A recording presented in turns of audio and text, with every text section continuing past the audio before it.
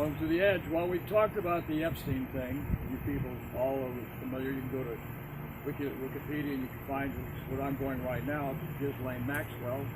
And who is Ghislaine Maxwell? Oh, she's an ex-lover, ex-finance.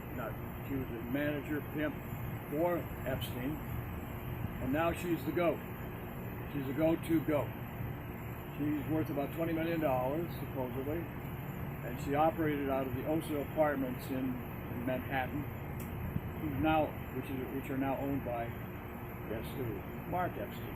Oh, totally innocent, totally clean, totally fine, no problem. Well, maybe. But here's the story on this Ghislaine Maxwell, a rather beautiful woman, I'd say.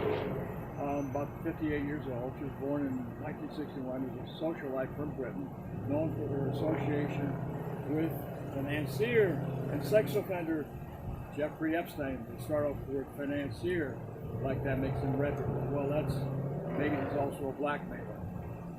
With how he got his property, that's the rumor, but he really didn't do any investing. He just did trading on an information. Sort of like, who was that guy that Bernie Madoff? That kind of thing. Where he traded and got property instead of money. Property, how you get money when you get property in exchange? You refinance it, you mortgage it, and money comes to you immediately. Once you have it, it's yours. So what did she do?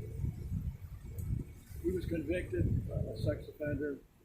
She continued the affiliation while that was going on. He was charged with enticement of minors and sex trafficking of children. That's what she did for him. The youngest child of a disgraced publishing tycoon, Robert Maxwell. She moved to the United States after her father's death in '91 and became a close associate with Epstein.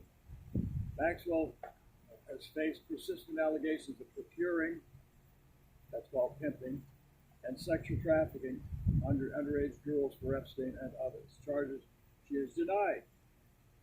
So she's a sitting duck waiting to be or go to have her throat slit. And now that Epstein is officially dead, if he really is, now she's waiting for a hearing or a trial, coming around a hearing, on Friday in New York. Her background, citizenship.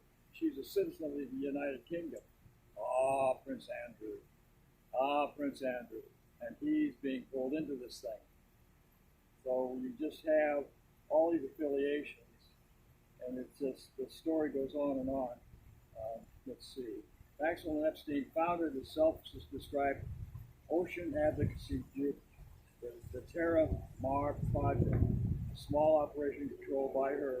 The organization announced closure in July 19th, a week after the sex trafficking charges brought by the federal prosecutors against Epstein became public. So this very legitimate Save Nature group called Terra Mar Project, Save the Earth, that's what Terra Mar means, save the earth and the seas, was all a cover of the noble thing that they did.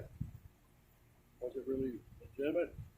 In any case, it's no longer there. Maxwell has been hiding, communicating with the courts through her lawyers. As of January 30th of 2020, she had refused to accept service of 3 lawsuits on Maxwell's behalf. On 12th of March in 2020, she filed a lawsuit at Superior Court in the Virgin Islands seeking compensation from Epstein's estate for her legal costs. So she's suing the Epstein estate. Who's controlling that? Mark Epstein. Remember that. Maxwell was arrested by the FBI in New Hampshire, charged with enticement of minors, sex trafficking, and so on and so on. So the smear is going on. She's being fully smeared. What's that do? Well, the Osa apartments are on 66th Avenue in Manhattan, and there's 500 apartments involved in those. And it's owned by the Epstein estate, now in the control of Mark.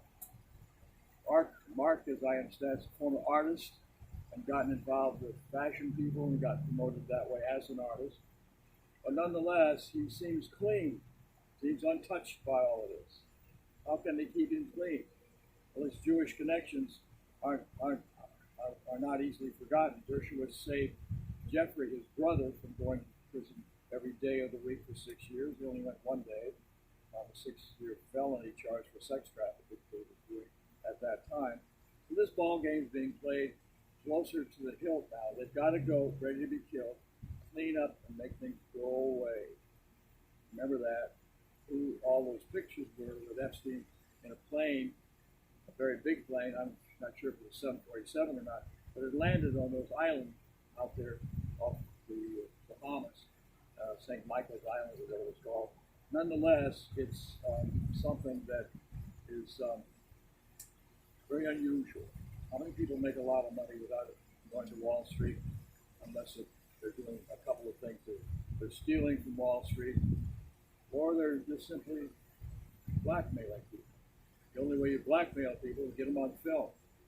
And we've seen pictures of Bill Clinton, Trump, Prince Andrew, a whole raft of people. Dershowitz on film, including former Prime Minister of Israel, Barak. Ehud Barak goes to the Osa apartments on a regular basis. He's a regular visitor. Would he be visiting his grandmother there? I doubt that. He's probably visiting a young person there, staying in an apartment there, acting probably as a masseuse for him, or others like him. He's a regular set of visitors. Some people call that a house of hell repute, but its reputation is still under the ownership of Mark Epstein, not Maxwell. So this thing is, there's an effort here to separate Mark Epstein as a legitimate Jewish owner from someone else. And the procureur, the pimp for Epstein, is about to be brought before the courts on Friday. We shall see where this goes. You can imagine things. Remember, Epstein is dead. Oh, absolutely. No autopsy. Oh, really? Oh, but he's dead. He hung himself. Oh, really? The bedstead was 27 inches off the floor, and the ceiling was 9 foot high. How did he get to the ceiling to hang himself? Oh, he hung himself on the bedstead. So now we know all the truth. We know it all.